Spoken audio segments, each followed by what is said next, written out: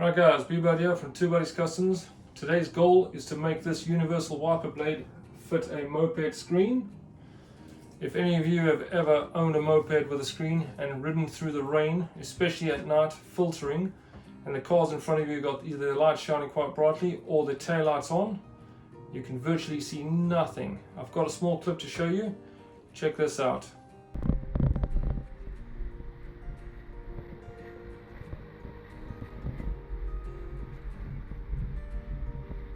Right, so check it out.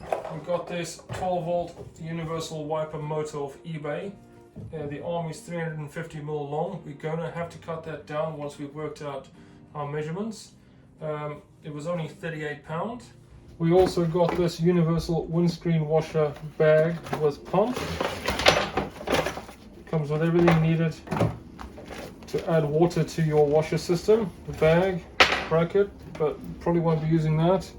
Bit of piping and all the necessary plumbing bits, along with a button, and we've got a couple of different washer jets, but we'll get to that and see which one's going to fit the best.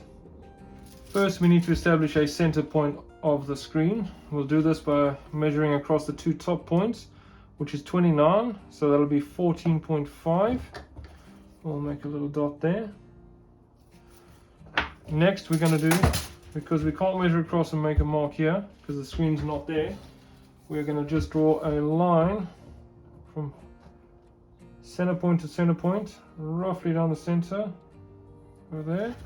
And we'll do another one across this way, and that should be our second center point. We can then go ahead, join the two up, and this will be our center line.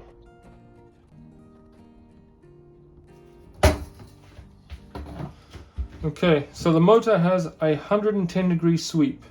So we need to determine exactly how far that's going to move on the line, so that we're not going to run the wiper blade over the two end caps. So to do that, we're going to need a protractor. Now I don't have one, so I've downloaded an app onto my phone. We'll see how good this is going to work. So to do 110, we're going to need 65 degrees either side. So we set that to 65. We can do the right hand side first. If we line it up with our center line, we can pull it down until we can see it just above the right hand side.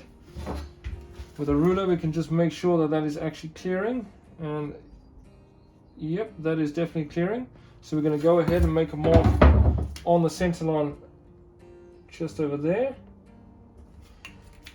If we then turn that to 110 degrees, we can check the other side. Right, we'll line it up down the center line until we get to our dot, which is approximately there. Let's check it with a ruler. Yep, we're clearing this side as well. Okay, so I'm quite happy that we found our mark. Just make it a bit bigger. That is where we're going to drill our hole for our motor.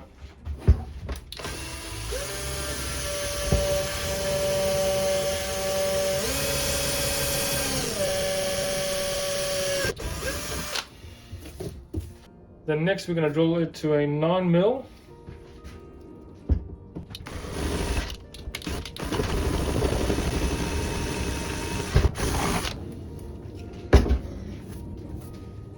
Okay, now that the hole's in, we can mount the motor.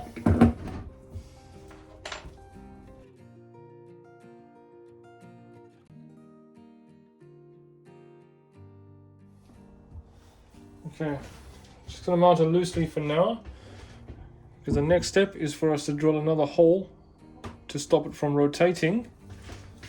Now, we can determine that to be roughly pointing upright. I'd say that's about it. So we can then go ahead and make a mark. We can do that on the outer side, because you can see just exactly where that hole is. Like so. Okay, we can rotate the motor away, and let's put a 6mm hole through there.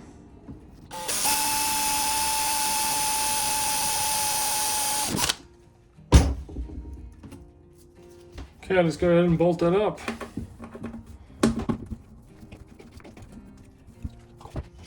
Okay, now that the motor is mounted, we need to get our rod length. To do that, we're going to place the blade just above the bolt, hold that onto our motor, and that'll give us our total length needed. As you can see, it'll push into the clip up to about there. So that is going to be our total length which is needed. So we'll mark that there. That is where we're going to cut, but we're going to have to move that section down so we've still got the little knob to locate it onto the blade itself.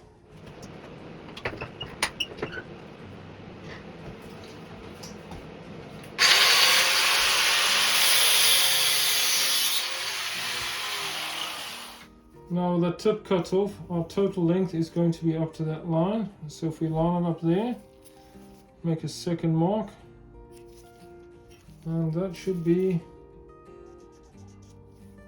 our total distance needed once that is welded back on.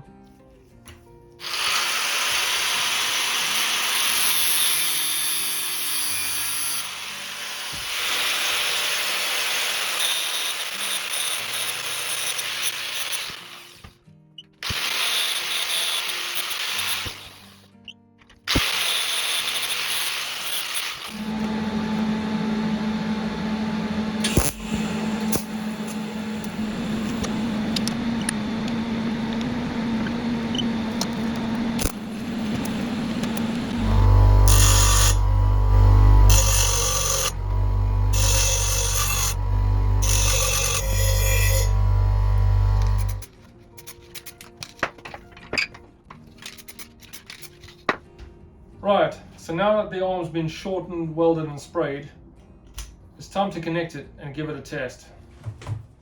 Right, to do this test without having it wired into the bike itself, I have a 12 volt AC to DC adapter, which we'll quickly wire in. Right, so we wired it up. Let's turn it on and see if it works. Yep, working quite well. Okay, so the motor ended on my right. So we're going to connect the wiper blade as far as possible and then test it again. Okay, so now we're just mounting the wiper blade to the motor nice and tight. We'll give that a quick test with it raised. Yep, working very well. So next now is to lower it down. Right, let's give that a quick test.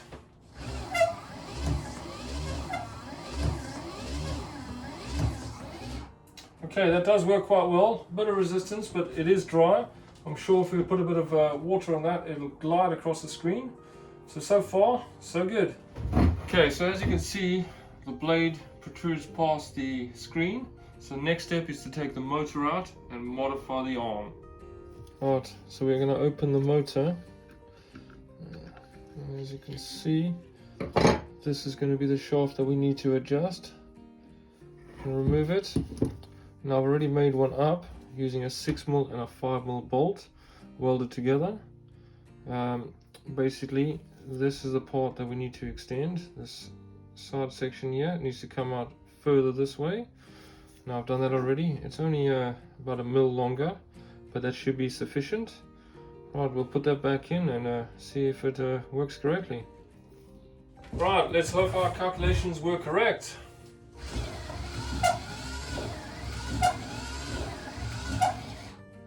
Right, nearly perfect. It does protrude just a fraction over the edge, but I'm happy with that, so we're going to leave it there. Now it's just time to fit it to the scooter, plumb it in, and give it a test.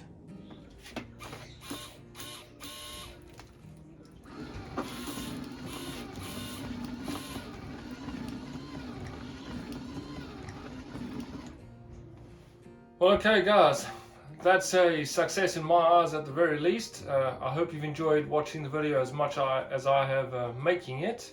If you haven't already done so, please like, subscribe, drop some comments below, and we'll see you guys next time.